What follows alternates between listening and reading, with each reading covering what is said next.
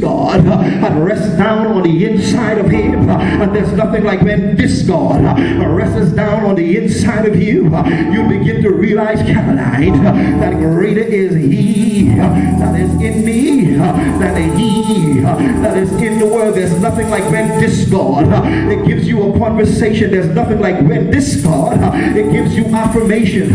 There's nothing like when this God gives you confirmation and validation of who you are. There's nothing like when this God touches you from the crown of your head even as under the sole of your feet. There's nothing like when this God begins to provoke you, begins to light a spark down on the inside of your belly.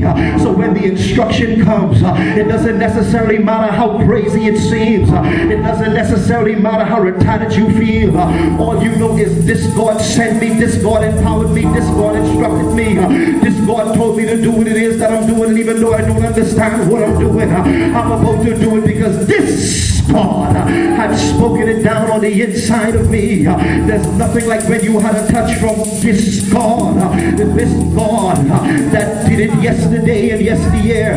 The Bible says Jesus Christ the same today, yesterday, and forevermore. This God, the lily of the valley, this God, the day spring, the day star, this God, the bright and the morning star, this God, the rose of Sharon.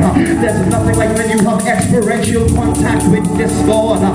There's nothing like when this God designed a divine occasion and gave you an implication and an indication in your spirit that you can begin to complete the task at hand. There's nothing like when this God rests a mantle down on the inside of you and he says, Spirit of man within you, begin to arise and show forth your life. And even though trouble may be in the camp, even though the turbulence and despair may be in the camp, even though you don't believe yourself, this God, when he begins to rest down on the inside of you, you begin to realize that just now shall live by faith. You come to a point and a place in your life where you step out of the ordinary and you step into the extraordinary, and you begin to realize I can do all things through Christ who strengthens me because of this God.